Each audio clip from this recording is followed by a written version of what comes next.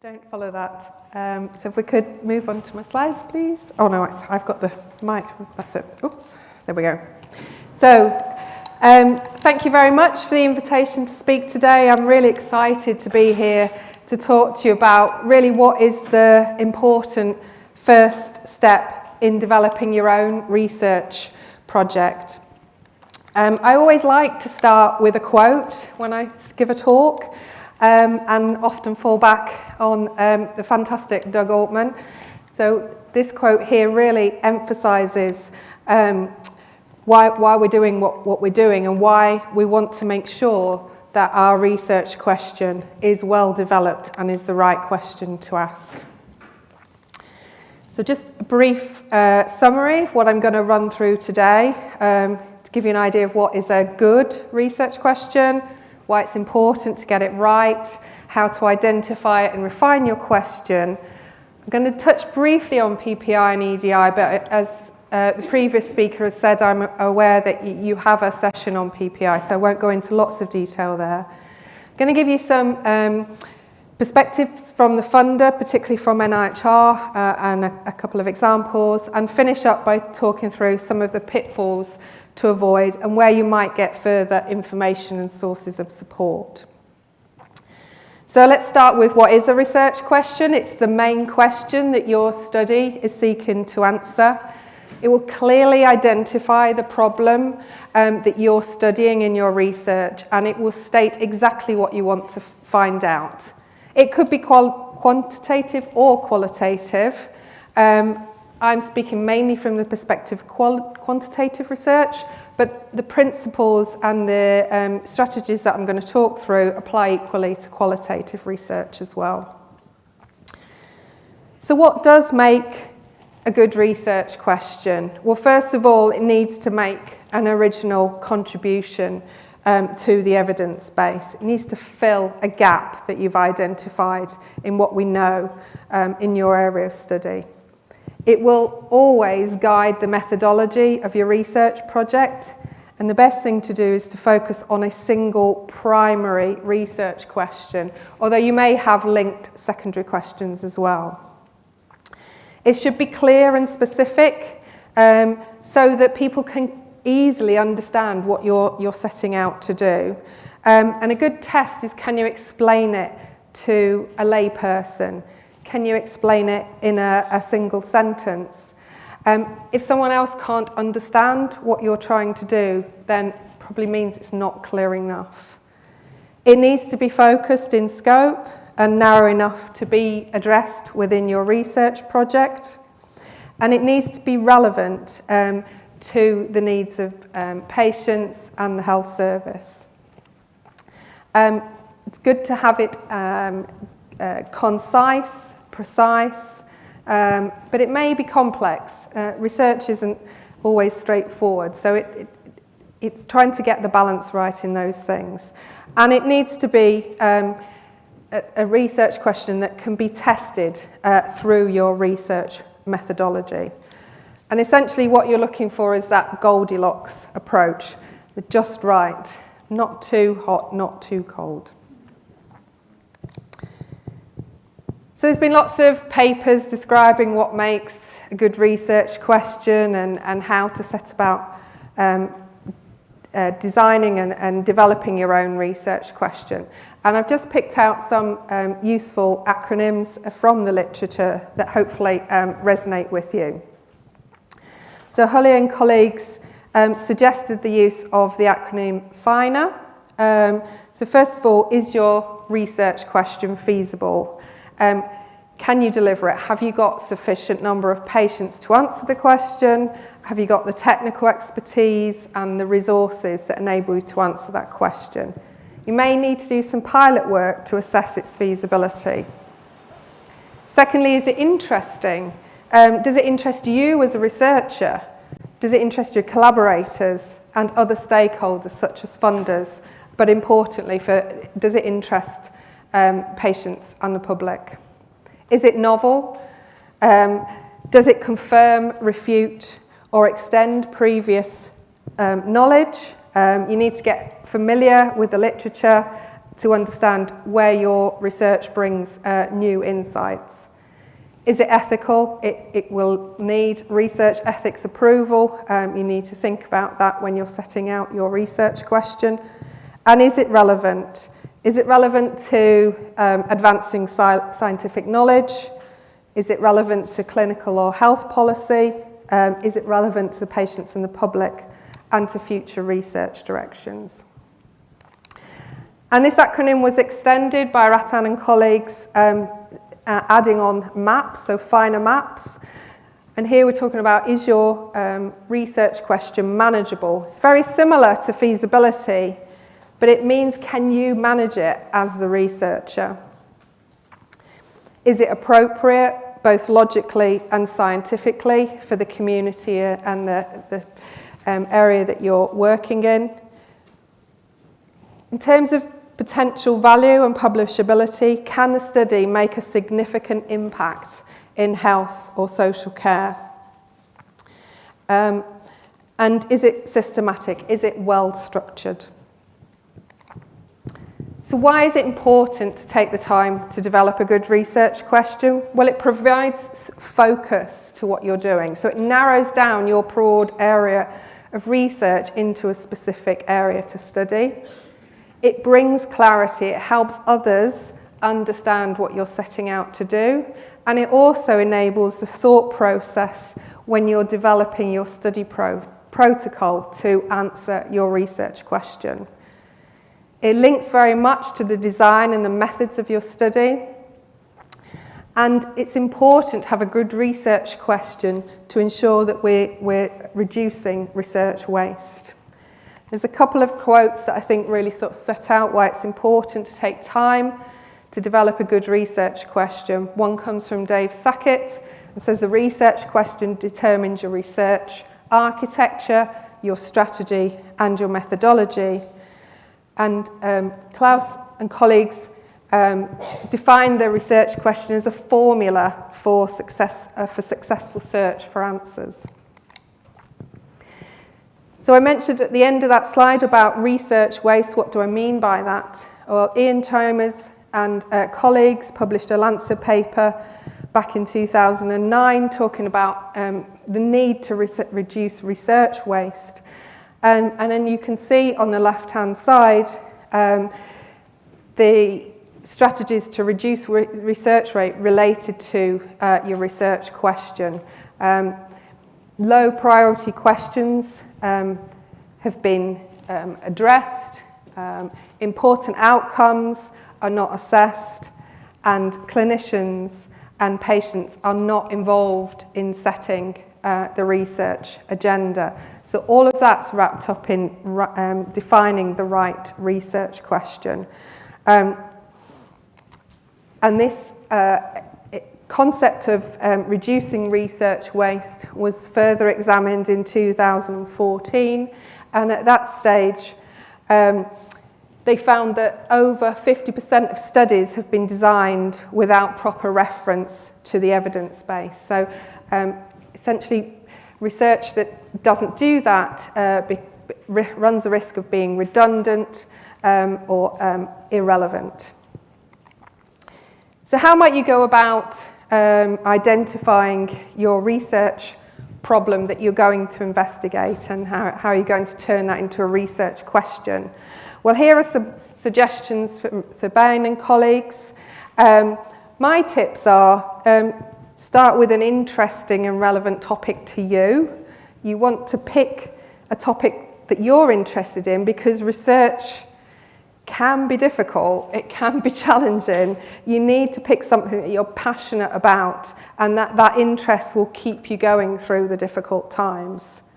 You need to think about what's important to the community that you're working with, and you need to do some preliminary research to help you identify what the clinical need is. So preliminary reading will help you understand the prevalence of the problem, the impact on patients and the burden to society and to the individuals. It will help you understand what's known about your topic, how you build on what is already known, what remains to be unanswered, what remains unanswered. You could look at whether this problem has been explored in other settings, and how does that particular solution look for your population. So what you're trying to do is work out what the issues are within your clinical area and how might they be resolved. So thinking about the gaps in the literature will really help you refine your research question. And I've already talked a little bit about the preliminary reading that you might want to do. But you also would want to look at existing systematic reviews on your clinical problem, or if they don't exist, to conduct your own sort of scoping review of the literature to really understand what's already known about the topic. It's important to talk to a wide range of other people to help you refine your research questions. So other researchers, people who've been before you, people who are working in the area or related area, clinicians who are helping to support patients in that particular clinical area, as well as patients themselves and potentially commissioners as well. And also look to see whether there's prioritised research questions already agreed by your research community.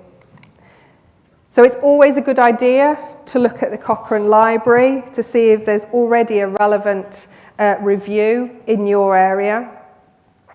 I'm flagging up one here on the screen in relation to stroke rehabilitation. That's one of my particular research interests. And the conclusion that they found was that as well as evidence around some of the interventions they were reviewing, more research is needed was one of their strong conclusions. And that's often what you'll see in these reviews, that there's pointers to where future research should go and can help you refine what's the next research question to look at. I mentioned about prioritised research questions. So if you're not familiar with the James Lind Alliance, I suggest that you look at their website to find out if there's already been a partnership that has reached consensus about the prioritised research that's needed in your area.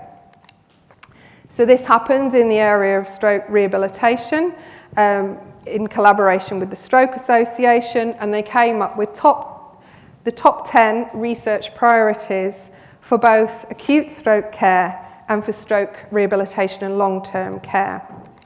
So these are seen here on the screen. They identify a lot of different areas, but it's clear that these research areas are relevant both to patients, their families, clinicians, people who look after those who live with the long-term effects of stroke. So they're a really good source for really backing up your research question as being important.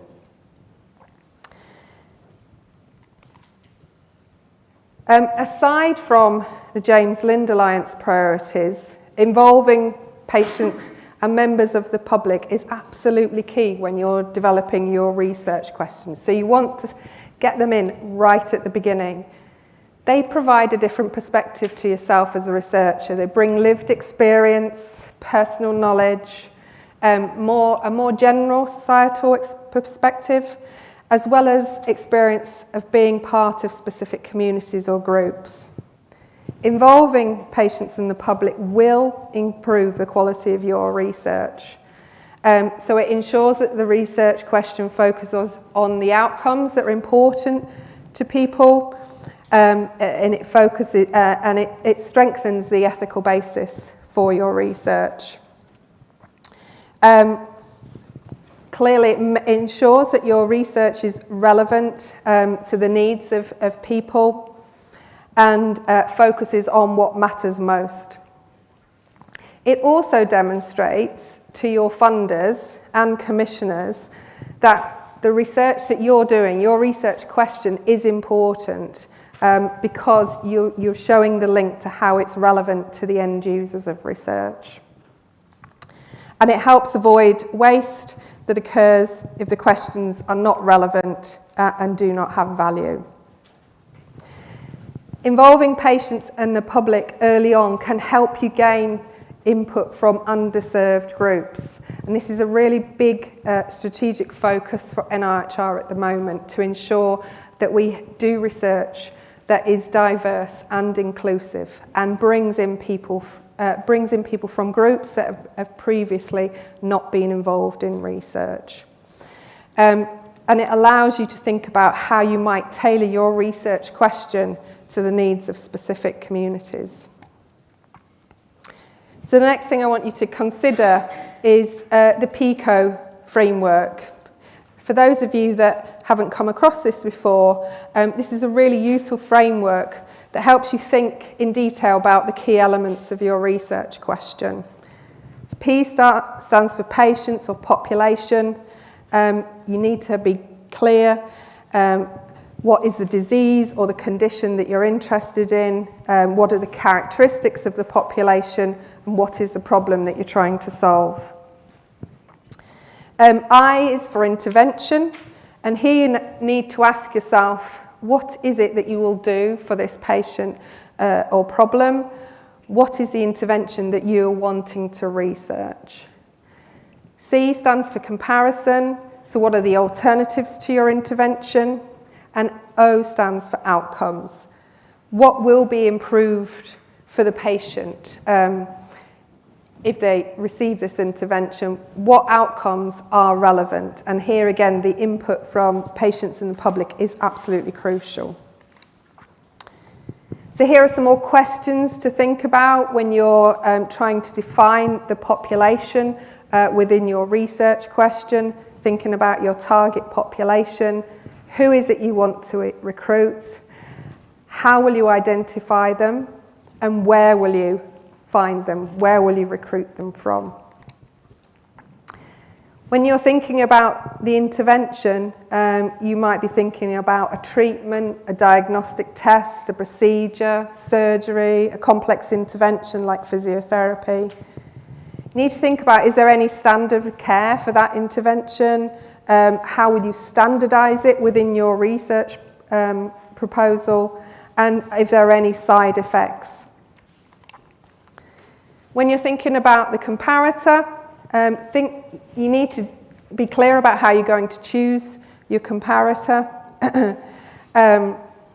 Will you be able to define usual care and measure it, if that is your comparator? If you're using something like a placebo, is that appropriate? Are there ethical concerns to using a placebo? Can you consider whether there's a sham intervention? That's something that's becoming more common in surgery and those sorts of studies. And then finally, for your outcome, what you're trying to work out here in your research question is, what are you trying to change for the patient? And can you measure it, and how will you measure it? I haven't got time to go into all the sort of statistical nuances of choosing outcome measures, but I've listed some of the good measurement properties that you would want to look at when choosing an outcome measure. And importantly, you need to get the patient voice into this decision about choosing outcome measures. Another source for outcomes is thinking about what's already collected in the healthcare records, and can you efficiently use that within your study? And then I said this is the PICO framework, but some people add a T on the end of the PICO, so also consider the time frame. When will you be assessing your outcomes? So I'm just going to move on to thinking about the funder's perspective. I guess my key message here, in common with what's already been said, and I'm sure it will be said a number of times, is do your homework. Make sure you've got the right question for the right funder. So look at their guidance, check out recently funded research, you can subscribe to funder alerts, and consider commissioned calls. And I think it's good to get familiar with what NIHR commissioned calls look like, because often they have good examples of research questions, they're clearly relevant to their strategy. So within NIHR, there's always a rolling call around research questions that are picking up the research priorities identified in NICE guidance. There's always a rolling call around research questions linked to James Lind Alliance priorities. There can be broad commission calls in particular disease areas, often where there's a history of less research. And there can be specific funding calls for a specific question that NIHR have assessed as being important to find the answer to. So the advice from NIHR, which is available on their website, is that your research question has to be in remit for your research programme.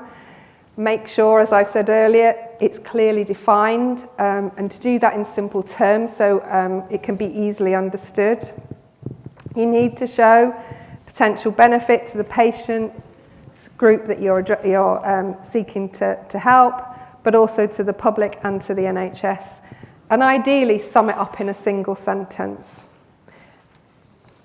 There's other things on the slide there, but in the interest of time, I'm going to really emphasise that the best thing you could do with looking at the funder is look very carefully at the specific funding criteria and make sure your research question is well matched to the criteria. You probably can't see you won't be able to see all the details of all those different funding programs that are available from NIHR, but I'm just going to pick out one and just run through an example of a research question so you can see how some of the ideas are put into practice. So thinking about the HTA program, whose remit is to look at the clinical and cost effectiveness of treatments. Here's a recently funded study. It's not mine. I just picked it off the website, so I've got no claims to this. It's in the area of stroke rehabilitation, looking at an intervention called Action Falls. And you can click on any of the links. All the slides will be available. So this was their research question. It's quite simple. Does Action Falls reduce the number of falls in stroke survivors in the first year after discharge from hospital when compared to usual care? So what they've done is clearly identified their population, so stroke survivors discharged from hospital. They've identified the intervention, Action Falls. The comparator is usual care. The outcome is the number of falls, and they specified the time period, the first year after discharge from hospital. So all those elements of PICO are clearly outlined in that single sentence of a research question.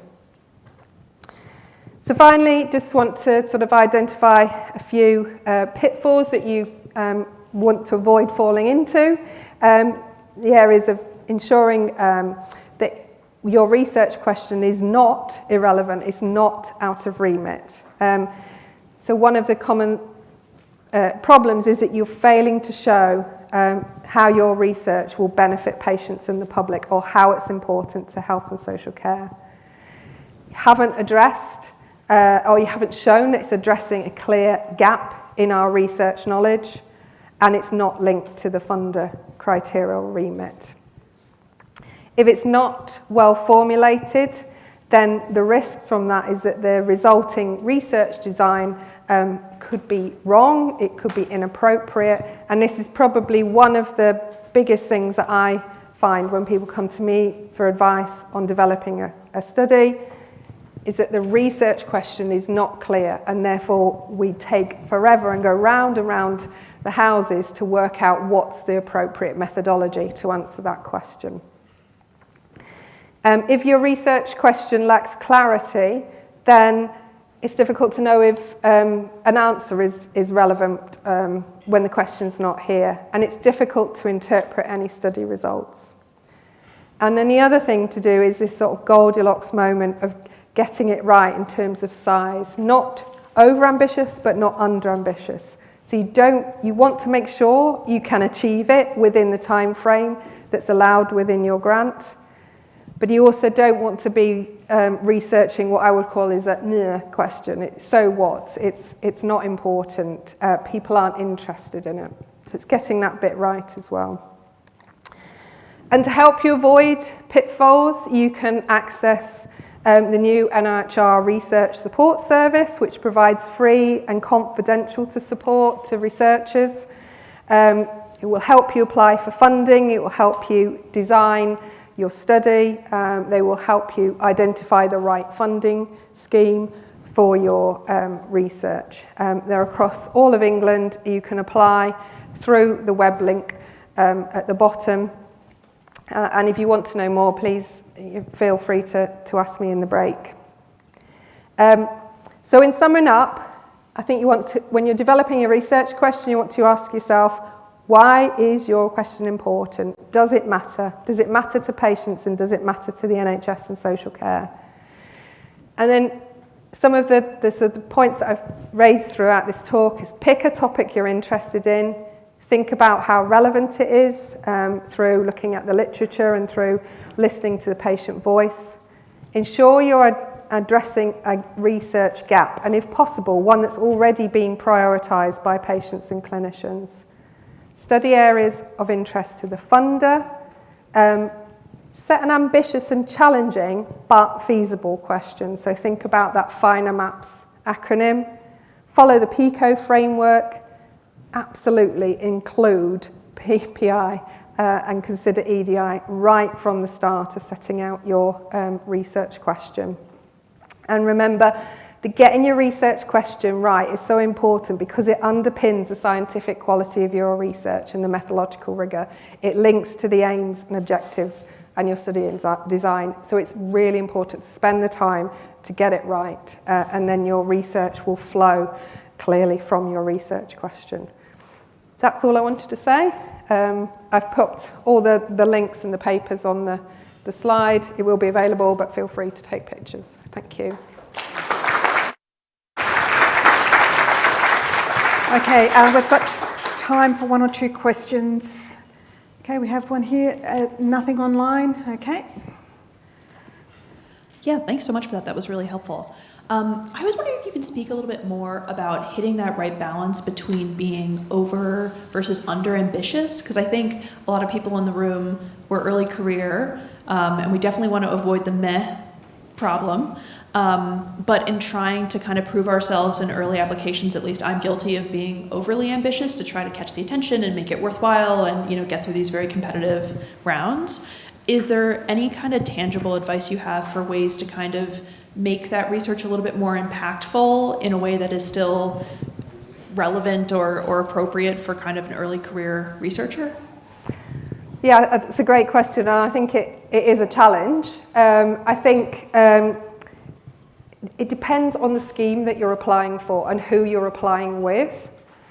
So if it's simply you within a fellowship and you haven't got many resources, then you really need to think about what you can deliver within the resources that are available to you. If you're going for one of the other funding schemes, so project funding, you'll be bringing other people in. So it's about what the team can achieve.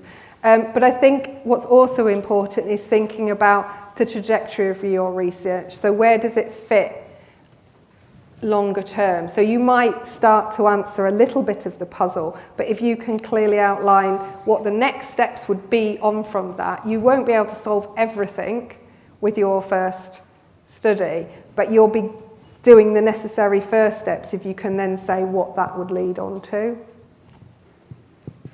Yeah, I think the resourcing one is great. You start, okay, cost it out, all the stuff that you want to do, and often then it becomes clear that it's not going to be deliverable.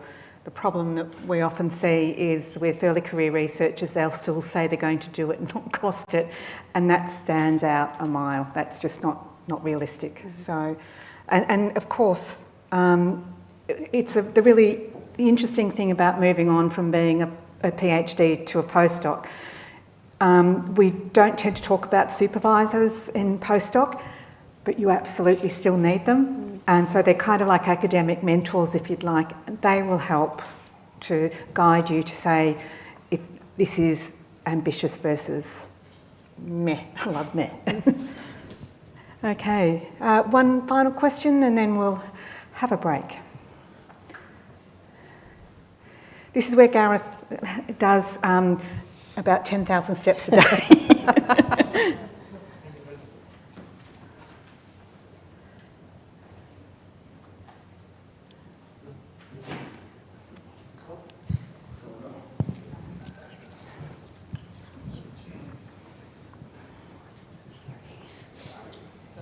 Thank you for that great presentation and for practical advice. Just linking to Anne-Marie's presentation as well, thinking about postdoc. Can you combine the DSE with a mentorship as well? Because I think the critical part of that, I'm just thinking about, I'm halfway through the fellowship and thinking ahead, is refining really the research question is very important. And together with the DSE program, can we combine that with a mentorship?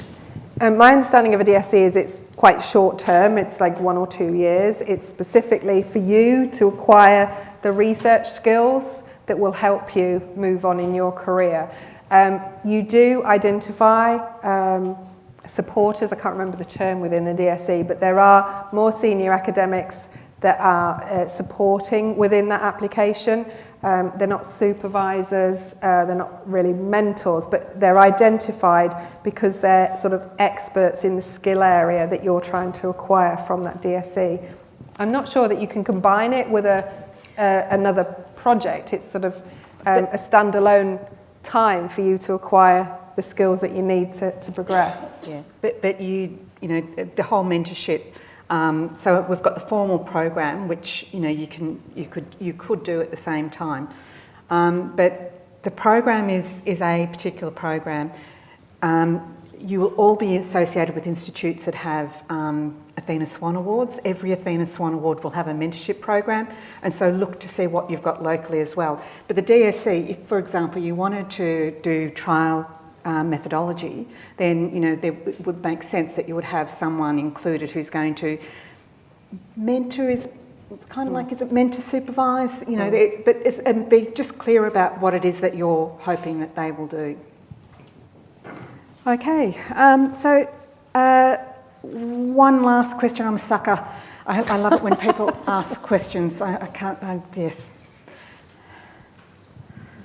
Thank you very much, Professor Farrin. My question is about the FINA acronym. You have ethical, and sometimes ethical research are very, very high risk. And how do you balance the ethics and the high risk? Because I know the principle of ethics is basically do no harm.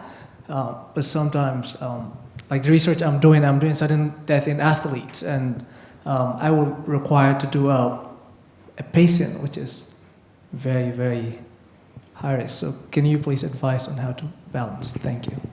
I mean, that's a sort of topic for an ethics committee, and they will balance the benefits and the risks from the research. I guess in my area of trials, then phase 1 trials are often new interventions, new treatments that haven't been well established in humans so far. But there are procedures and safeguards that are built into those sorts of studies to ensure the well-being of people who volunteer to take part in that research. So I'm assuming the same thing would apply for what you're talking about with athletes. You have to be clear up front what the benefits and harms for any research participation is. So I think it would be the same for what you're planning to do. Brilliant. Okay, thank you, Amanda. Thank you so much.